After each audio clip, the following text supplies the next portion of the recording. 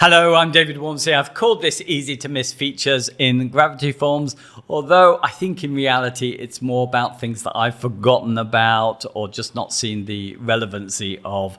So maybe this is more like a confessional. But after all the years that I've been using Gravity Forms, I've realized that I tended to underuse it. So that's really why I'm doing videos on it recently. I've decided to look over and try and make better use of the tools that I have. Okay, so let me start with what's on the Gravity Forms website itself, which I've completely overlooked. The first is that there is a templates page. So I've now installed all of these and they're really handy here. I think you need to have an account or at least give your email address before you can download these. And I should say, don't get overly excited. These are not styled templates. They are simply JSON files. I think there is on some of these some basic styling that goes with the email notification, but that is really where it ends. It's a sensible collection here. There's stuff here for basic users and some more complex stuff if you have some of the add-ons. So if you're a pro user, you've got access to the e-commerce add-ons, so that might be useful there. And I think you need to be an elite user, which I am, to get access to things like quizzes for the survey one here. But I think this is really useful. I found installing these and looking how they set things up really helpful. It's easy to do. You just go into there, download the JSON file, and then you can upload them to your file, go to Forms and import, export, and into the import section. And that's pretty much it. The next thing on their website, again, I missed this, is that they have some professional video tutorials on here, as well as some links to some other popular articles as well. I entirely missed this, although it's not a big deal for me. I have video user manuals for my clients, which has a section on Gravity Forms, and there are no end of videos which are free on YouTube on Gravity Forms. And because of their backwards compatibility, the videos made 10 years ago, most of those are going to still be relevant today.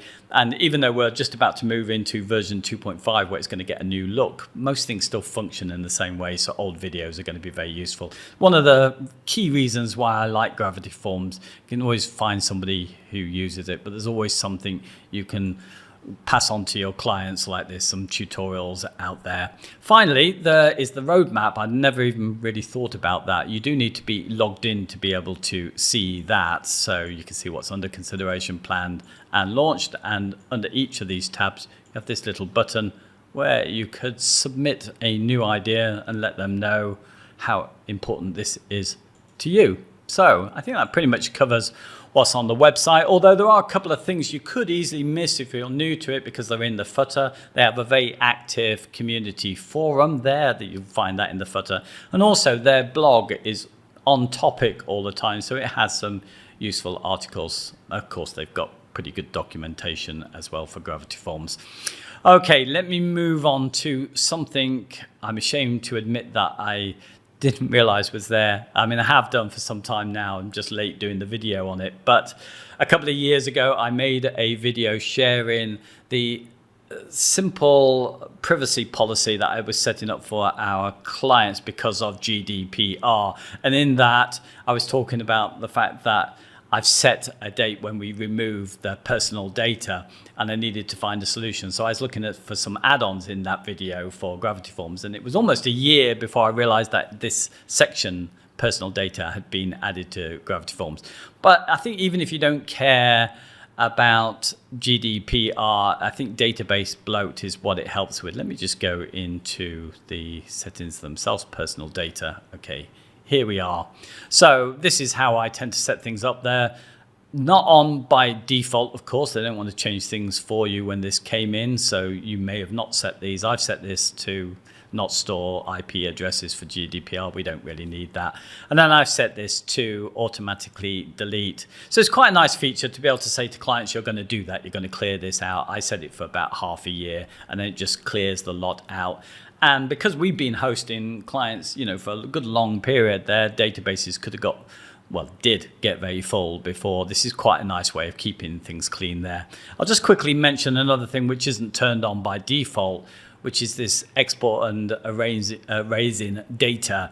So if you turn this on, it really allows you to connect the data in Gravity Forms with the new settings which are under tools here in WordPress. So this was added because of GDPR, way to export personal data and erase personal data. Now, I've never really used the setup, but it allows you, or really it's somebody's right as a visitor to say, tell me or show me the information that you hold on me. And what this does is if you put in their email address, it will gather all that information for them so they can see and they can request that to be deleted.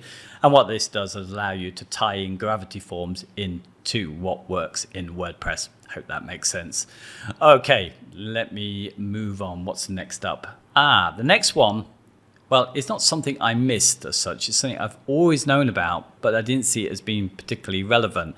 The ability to limit how many submissions you get on a particular form is quite handy under the form settings, but I just thought, that's only going to be for people who are kind of running some kind of event or something like that.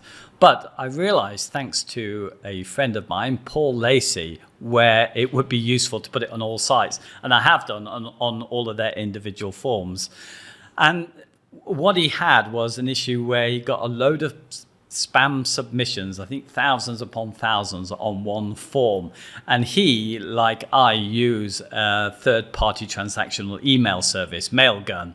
And that costs once you get past a certain point. So he ended up with this huge bill. And also, during that time, it must have slowed down his site, or almost got it close to bringing it down because of these spam submissions. So I thought, well, I'm going to learn from his lesson. I must say, I think, if I understand it correctly, Mailgun were pretty good about it. I think they either reduced his bill, or I think he requested that they gave something to charity like he was going to do. So it kind of ended well, but I thought I'm going to try and avoid that. And you can do this very easy by just enabling this. And I set it to, depending on the form, what I think is a good amount plus some more that they would likely to get in a day, and set that to a day and just put a little note just saying, what's happened, they're working on something, you can contact us here, the form will be back tomorrow. And I've tested it and the form will be back tomorrow. When it ticks over will depend on where your day is set in your WordPress install, of course. So whatever time zone you put that in, it's going to honor that. But it works, and I think it's really handy. Never thought about that before. Okay, and finally, I just wanted to mention a few things. There's probably lots to talk about with notifications, but really I'm just highlighting how I forget there is stuff here that I don't use and don't offer to clients and probably should do. So let me just go over to the first one, notifications. So with notifications here, you can, against each form, you can set up as many notifications as you possibly want, and you've got conditionals. I'll move on to that in a minute. And you've also got this thing where you've got configure routing. And configure routing is not quite like conditionals. It means that you're still going to send out an email. It's not based on any conditions, but you decide who you want that email to go to. So what I've done here, and there's lots of examples I realize now that my clients could have done, but I just didn't set it up for them.